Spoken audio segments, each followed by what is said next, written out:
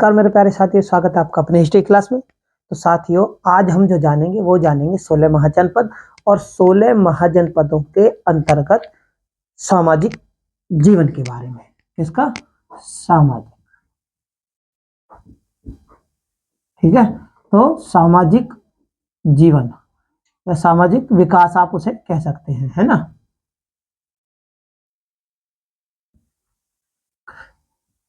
समझाने का तात्पर्य क्या है कि जब 16 महाजनपदों में जब 16 महाजनपद यानी 6ठी शताब्दी ईसा पूर्व 16 महाजनपद हो गए, 16 महाजनपद हो गए, तो उन 16 महाजनपदों ने अपने राज्य विस्तार के लिए यानी क्षेत्र विस्तार के लिए आपस में एक दूसरे पर संघर्ष यानी युद्ध के द्वारा उनके क्षेत्रों को कब जाने का कार्य किया, ताकि अपने राज्य की वृद्धि कर सकें, अपने राज्य को बढ़ा सकें। ठीक है, अब बढ़ाने से मतलब क्या है कि उस दौरान यानी जब 6ठी शताब्दी थी, 16 महाजनपदों का उदय हुआ था और 16 महाजनपदों के ही दौरान उनका यानी एक राज्य का अपने राज्य के भौगोलिक क्षेत्र को बढ़ाने के लिए इन्होंने क्या करा, दूसरे राज्य से युद्ध किया और दूसरे राज्य से जब युद्ध किया तो उनका उस पर कब्जा हो गया। यानी जो भी राजा युद्ध में हार जाता उसका राज्य उस दूसरे राजा के राज्य में विलय कर लिया जाता, यानी उसे मिला लिया जाता और एक राज्य का विस्तार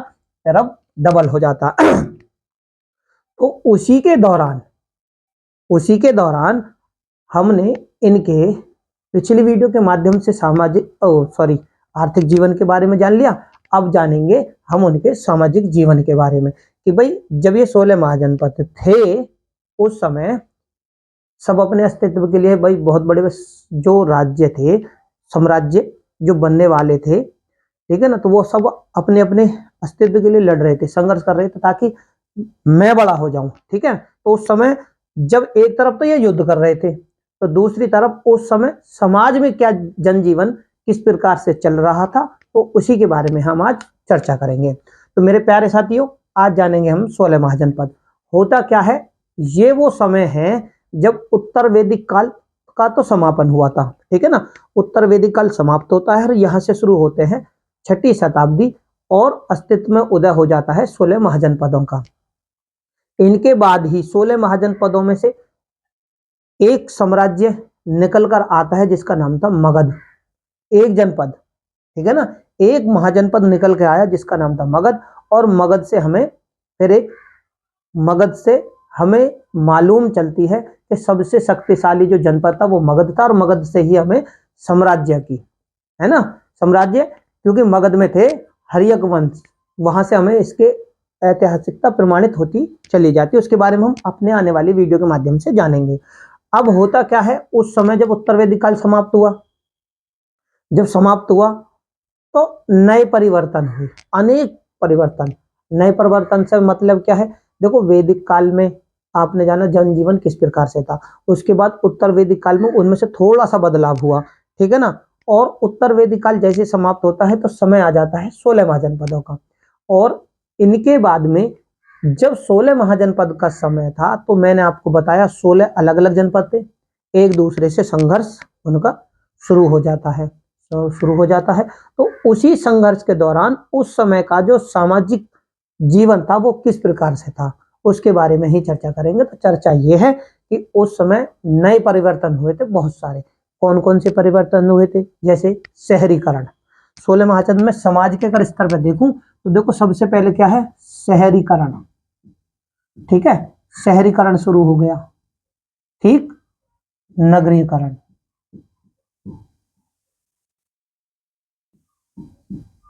ठीक है, अब कौन कौन से हुए, एक तो शहरीकरण का बदलाव देखने को मिला, नगरीकरण का बदलाव देखने को मिला, व्यापार का, परणीय का, उत्पादन का, है ना, और सिक्कों का प्रयोग कहाँ मिलता है, तो ये सब 6ठी शताब्दी के दौरान, है ना।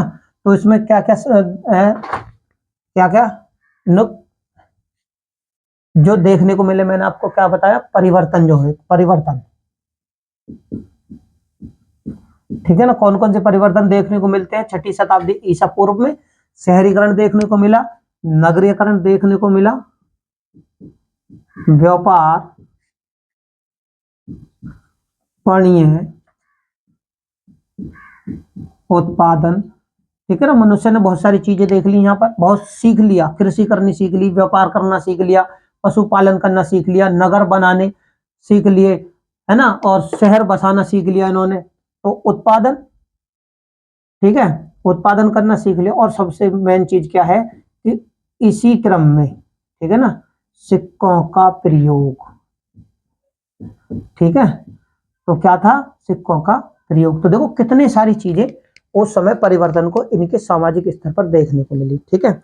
और फिर एक और चीज यहां पर देखने को मिली, सबसे बढ़िया चीज वो थी क्या है, नई विचारधारा। नई विचारधारा, नई विचारधारा देखने को मिली। कौन सी विचारधारा देखने को मिली, ये वही समय है जब समाज में नए धर्मों का उदय हुआ, ठीक है ना। अभी तक क्या है, एक आपने देखा कि वैदिक काल चला आ रहा है ना, तो समाज में क्या थे, चार ही वर्ण देखने को मिलते हैं, ब्राह्मण, क्षत्रिय, वैश्य, शूद्र। लेकिन छठी शताब्दी में हमें नई विचारधाराओं के प्रचलन की जब बात करें तो इसमें हमें क्या देखने को मिला, नई विचारधारा का नाम बौद्ध धर्म, ठीक है भाई। अस्तित्व में क्या आ गया उसी दौरान, बौद्ध धर्म नई विचारधारा का, ठीक। जैन धर्म, जैन धर्म देखने को मिला। उसके बाद में आजीवक, आजीवक संप्रदाय, ठीक है।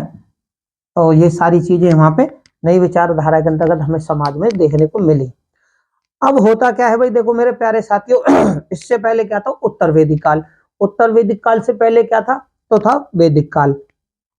इसमें क्या था, चार वर्ण थे, मैंने आपको बताया। इन चारों वर्णों में सबसे ज्यादा जो किसी का महत्व था भाई क्षत्रिय जाति का था।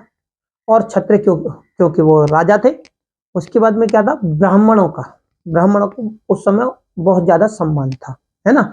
लेकिन नई विचारधारा के अंतर्गत क्या देखने को मिला कि जब छठी शताब्दी का समय आया, 16 महाजनपदों का यानी समय आया, तो उस समय नई विचारधाराओं में बौद्ध धर्म आ गया, जैन धर्म आ गया, आजीवक संप्रदाय आ गए।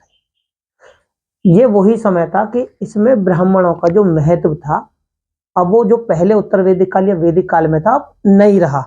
इसमें क्या नहीं रहा, यही वो काल है जिसमें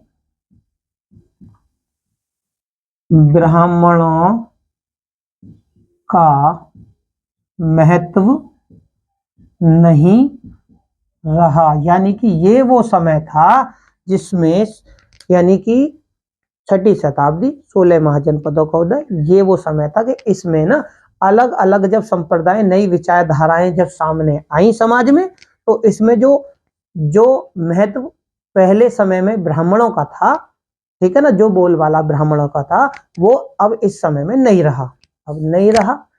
तो इनका किसमें ज्यादा था, जहां पर राजा थे, क्योंकि ये राजाओं को परामर्श देते थे, ठीक है ना। और राजा के बाद में धार्मिक क्रियाकलापों के अगर देखी जाए तो करने वाले जो थे वो ब्राह्मण ही थे, ठीक है ना। तो राजतंत्र में इनका दबदबा था, यानी राजतंत्र में ब्राह्मणों को सम्मान था। और और छठी शताब्दी में, यानी जब नई विचारधाराएं आई 16 महाजनपदों के दौरान, जहां राजतंत्र खत्म होता है वहां ब्राह्मणों का महत्व थोड़ा घट गया था, ठीक है। अब देखो इनकी जो पहले क्या थी, इनका सम्मान जो है ना, पहले समाज में क्या था, इनकी प्रतिष्ठा जो थी ब्राह्मणों की वो सम्मानजनक थी, क्योंकि राजा इन्हें महत्व देते थे, राजा इनका सम्मान करते थे। जब राजा इनका सम्मान करते थे तो भाई जनता को भी इनका सम्मान करना पड़ा।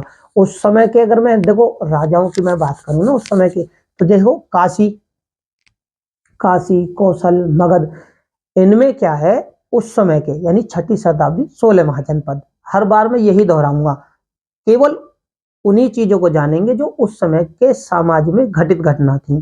छठी शताब्दी में कौन कौन से देश है, जैसे कि देखो, एक काशी, ठीक है ना, कौशल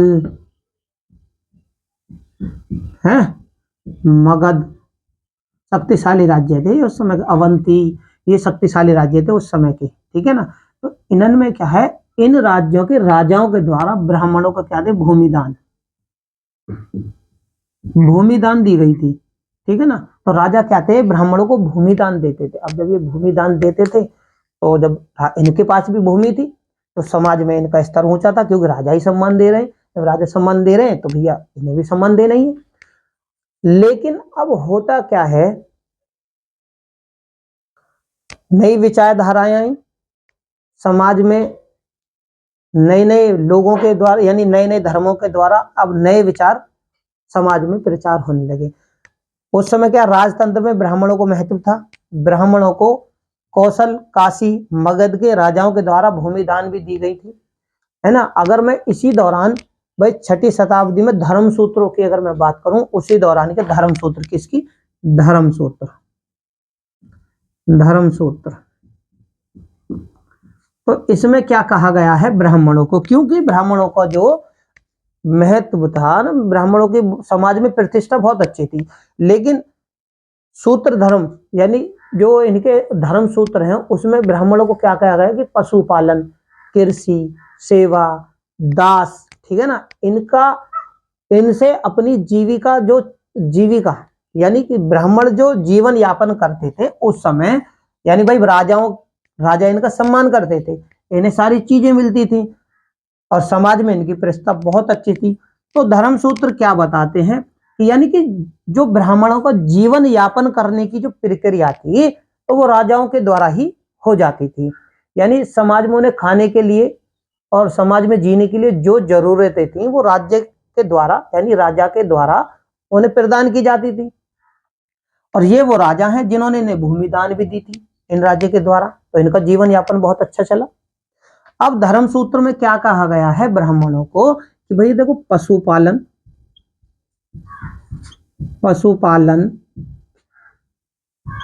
कृषि, दास्तव यानी दास्ता, है ना, दास्तव हो गया, सेवा, है ना, किसी की सेवा के द्वारा, ब्राह्मण क्या थे, सेवा नहीं करते थे, करवाते थे, है ना। तो इसमें पशुपालन, कृषि, दास्तव और सेवा के द्वारा जीवन यापन जो करना है ना, जीवन जीना, क्या है, जीवन, हिंदी में लिखे जीवन जीना, क्या था, निषेध था, निषेध था। किसमें कहा गया, धर्म सूत्रों में। इसमें कहने का मतलब यह है कि जो उस समय के ब्राह्मण थे समाज में, उनको बहुत अच्छी प्रतिष्ठा थी। लेकिन जब नई विचारधाराएं समाज में आ चुकी, तो इसमें कहा गया धर्म सूत्रों के द्वारा कि ब्राह्मण ना तो पशुपालन करेंगे, ना कृषि करेंगे, ना दास, किसी के दास बनेंगे, ना किसी की सेवा करेंगे। अगर वो इन सारी चीजों को करने के बाद अगर जीवन जीना है, तो उसे इस तरीके का जीवन नहीं जीना चाहिए। ठीक है ना। तो क्या हो गया, जीवन जीना इस तरीके से, अगर किसी के कृषि के माध्यम से जीवन जीना हो, वो नहीं करना है, सेवा नहीं करनी किसी की, दास नहीं बनना है किसी का। तो ये वही बताया धर्म सूत्र के मुताबिक, ठीक था। तो अब आप ये कह सकते हैं, वो जो काल था ना इस समय का, 6ठी शताब्दी का जो काल था, वो पूर्ववर्ती काल है ना, पूर्ववर्ती काल कुछ और काल था, है ना। और उत्तरवर्ती काल में समाज में नई पद्धति आ गई, नई विचारधाराएं जन्म लेने लगी, तो इसमें क्या है, ब्राह्मणों का वर्चस्व गिर गया।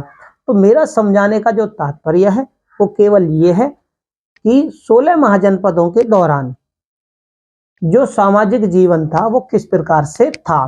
भाई समाज में शहरीकरण का उदय हो गया 6ठी शताब्दी में, यानी अब जो यहाँ के मानव थे वो शहर बनाकर रहने लगे, शहर और नगरों में मकान बना के रहने लगे, बड़ा कस्बे बनाने लगे।